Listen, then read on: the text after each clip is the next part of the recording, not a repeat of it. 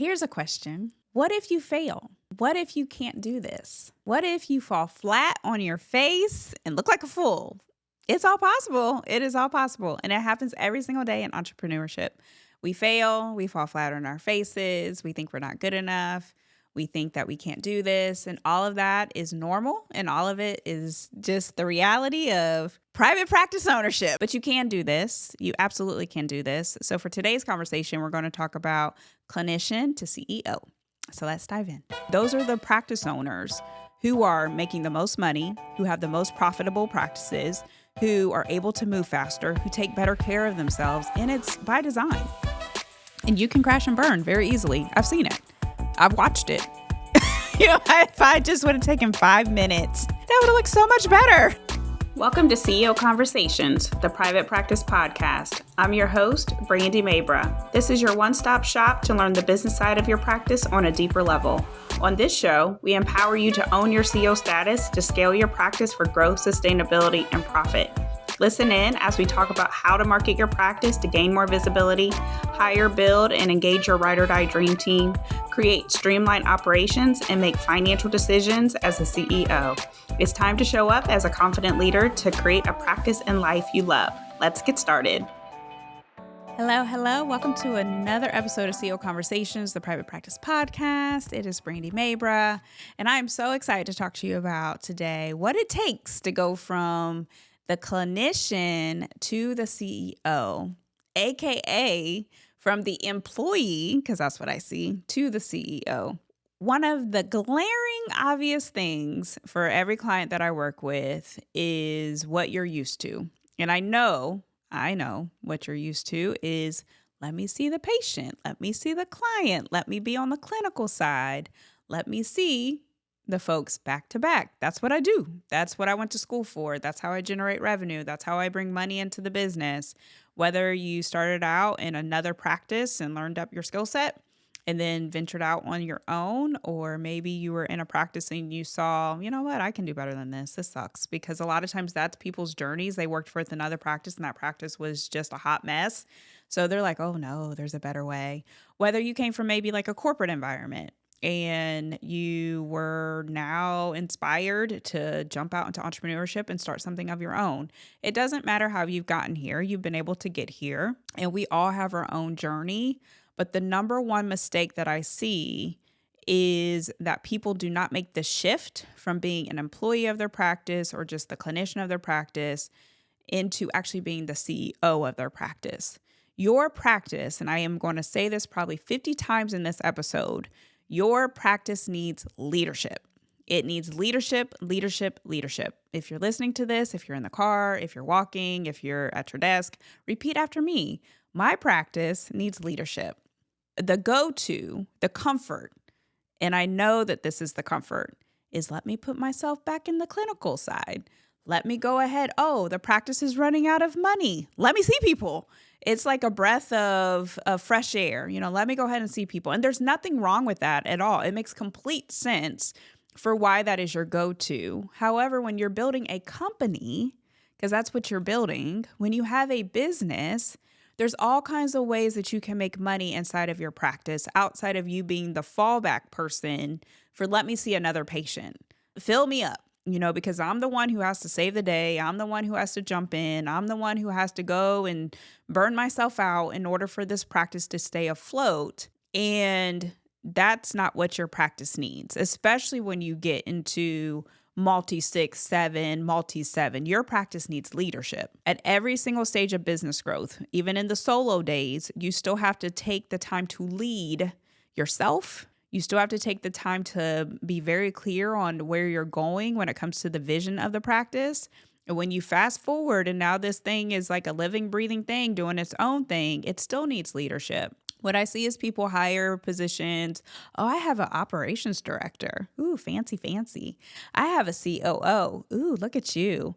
And they still think, well, I can go back and I can just do what I do and I can just step in and just become a member of the team. And then this COO or this operations director, this practice manager, or this person that I've hired is going to go ahead and lead everything and I can take a back seat. No, you cannot. You cannot take a back seat because you will lose money.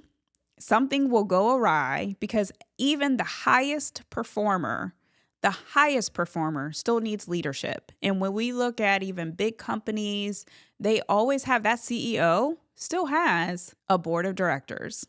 And even that board of directors, it's multiple people because they're all leading each other. So at every single stage of business growth, you need leadership. Your office manager, your COO, your operations director, your practice manager, your practice administrator, your billing manager, whatever title you want to call it, your clinical director, it doesn't matter. They still need your vision, your clarity, your input for where is the practice going. If they're just showing up every day and just working and they don't know where the ship is headed, they're going to make their own decision. They are going to go off their own experience.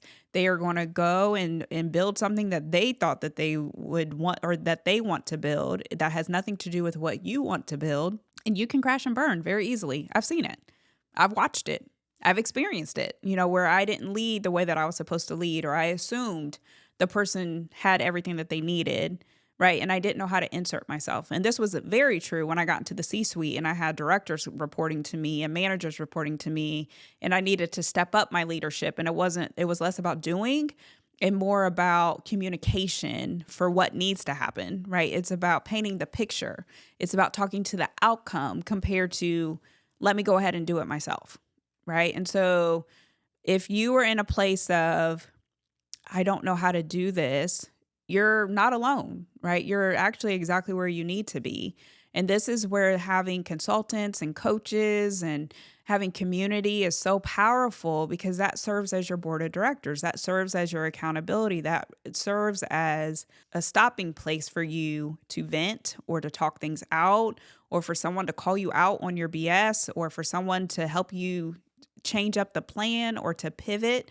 And that is why, to be honest, the most successful business owners have coaches, they have consultants, they have advisors, they have people who help them build what they want to build. It allows for them to move faster. It allows for them to have the resources that they need to be successful, and it keeps them from being stuck.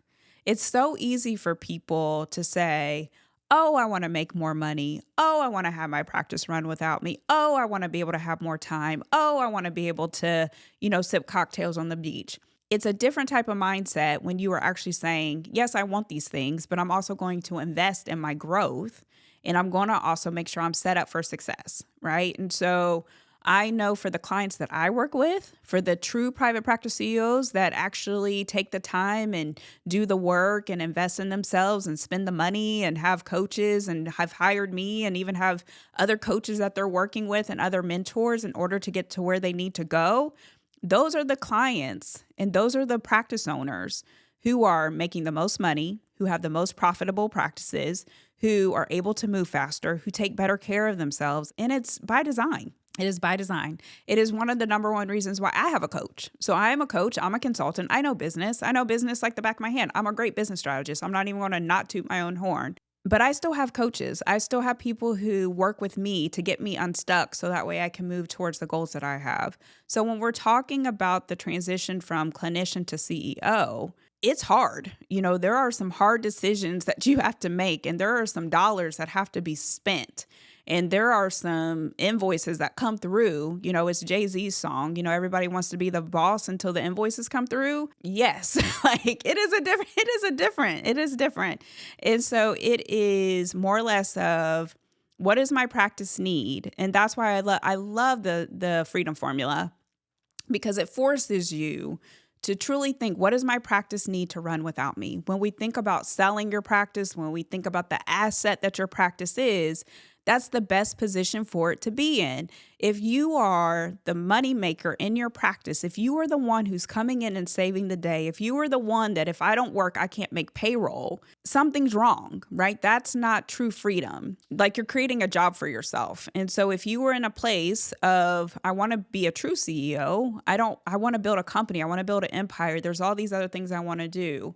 Whether if it's writing a book, speaking on a stage, being on the Today Show, going out and making an impact a different way, being able to have a nonprofit, being able to donate money, all of this takes a different type of mindset. And it is not going to be built with you seeing patients and clients day in and day out. And so it's a different type of strength, and it's a different type of growth, and it's uncomfortable. It's so uncomfortable when you start to pull back from the day to day.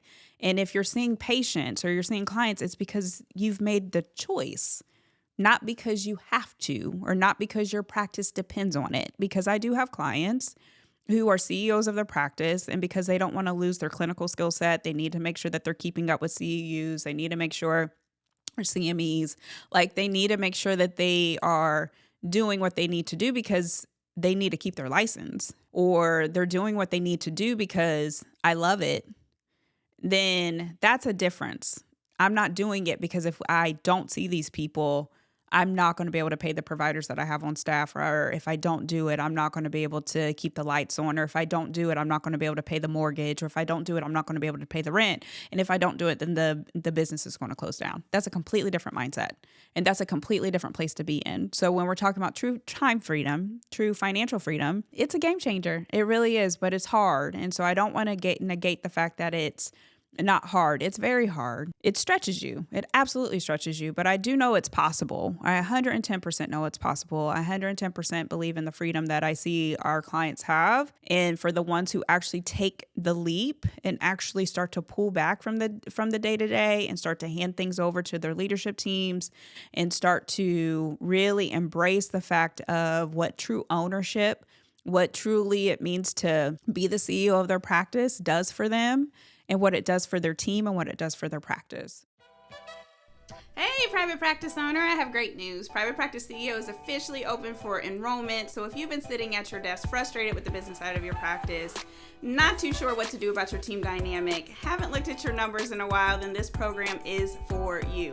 Inside of Private Practice CEO, we're all about you scaling your practice for growth, sustainability, and profit, making sure that we are setting you up for success. So that way you can leverage your practice. You can have freedom of time in your practice, and you don't have to sit there burned out, frustrated, and overwhelmed because you're not sure what to do next. If any of this sounds great to you, then I want to make sure that you apply today because the program is phenomenal. We have amazing testimonials for practice owners who have been able to have more structure, able to make more money, being able to lead from a place of empowerment, and definitely been able to leverage their practice to go after more. So click the link today.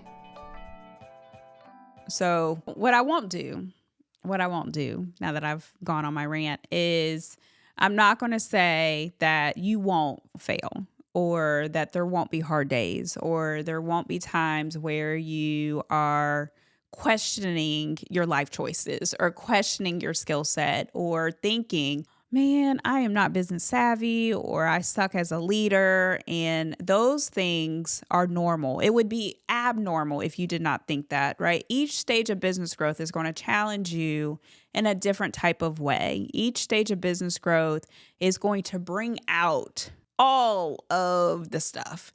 You know, all of the baggage that you might have, all the limiting beliefs that you might be holding on to, all the insecurities, all of it. What the entrepreneurship journey is like therapy. It brings out the fact that you need a therapist, right? And so at the end of the day, whenever you hit a wall, or at the end of the day, whenever you feel I've failed, or at the end of the day, if you look at the evidence and the data and you're like, dang, I messed up, or dang, I could have handled that differently. Give yourself grace because there's always something that you can learn from it. And the best leaders take a look at the situation, regardless if it's good or bad, and say, what can I learn from this? What can I do differently? Where's the pivot? What steps, like what did I miss? Were there red flags? Was there something glaringly obvious to me? And being okay with, okay, we're here. What's the step forward? I can speak from my past experience where I've talked to losing 6 figures worth of revenue in a month because I didn't have a conversation with a biller. That's a lot. When you look at your P&L and you're like, dang, if I just would have taken 5 minutes, that would have looked so much better. We had visits. We really did. They just didn't get put into the system. Oops. So that, or where it was time for me to have difficult conversations, hard conversations with my team, and it didn't go the way that I planned, or where I lost my cool, or where I made an emotional decision instead of a sound decision, or where I let my insecurities get in the way of the direction that I needed to go. There's so many things that can come up in this journey that it's real. Your muscles are going to be stretched. Your growth is going to feel uncomfortable. But at the end of the day, you can do this work. If you have the vision, it's meant for you. It does not mean that there's not going to be the fine print. This goes back to my favorite book, and if you have not read it, it's Bamboozled by Jesus, and it's by Yvonne Orji. It's the best read because she talks through this, like the fine print that God does not tell you when he gives you this big goals and dreams. When you have the vision of, oh, I'm going to be a New York bestseller Times author, or, oh, I'm going to be on Good Morning America today, or, oh, I'm going to help hundreds of people or millions of people, or, oh, God told me I needed to start this business, or God told me I needed to move in this direction. And then you get there and you're like, this is not what I signed up for. This sucks. What is this? Like, what does this look like? And it's very real, but there is learning lessons in every single scenario, but you have to have the perception of that, and you have to recognize that it's happening for you. I used to never understand that. Like, I remember when I first got into entrepreneurship, and I think I've said this before, where like, what do you mean it's happening for me? What? This isn't happening for me. This is happening against me. What are you talking about? Fast forward to today. Oh, yes, absolutely it's happening for me. I can see the lessons that I've learned. I can see how much I've grown. I can see how much if I had gone down this path that I thought was the right path, what would have happened, what could have happened. I'm thanking God that it didn't happen. So all of these things that feel so big and so massive, I'm not trying to minimize them. What I'm trying to get you to understand is that it's power for the course, right? It's setting you up for something bigger. It's setting you up for the full purpose that you have. And if these things did not happen, if you did not fail, if you did not fall flat on your face, if you did not lose the money, if you did not make the bad investment, if you did not if you hired the wrong person, if the person left the practice, all of that is helping you get to the place that you're meant to go.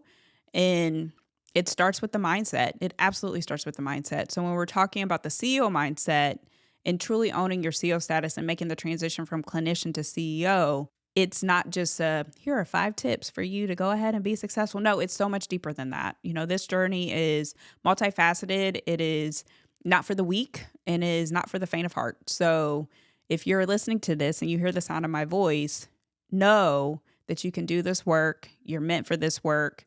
You're being molded to be able to do this work, and you just have to stay the course. You just have to stay the course. So I'm fresh off of coming from Thailand, and there's a picture on my Instagram, if you want to go and see, of me with an elephant. And the elephant is one of my favorite animals, my absolute favorite animals. And the reason why is because of their energy. They're slow moving. I'm a slow mover, but they're focused. They're hyper focused, and they will always stay the course. Their wisdom is remarkable. They're the most wise animal of the animal kingdom. They're known for their wisdom. They have unwavering determination, but they get to the place that they're supposed to go, how they get to the place that they're supposed to go, right? They travel in a herd. They stay together. They stay in their pack. So that's my rant for today.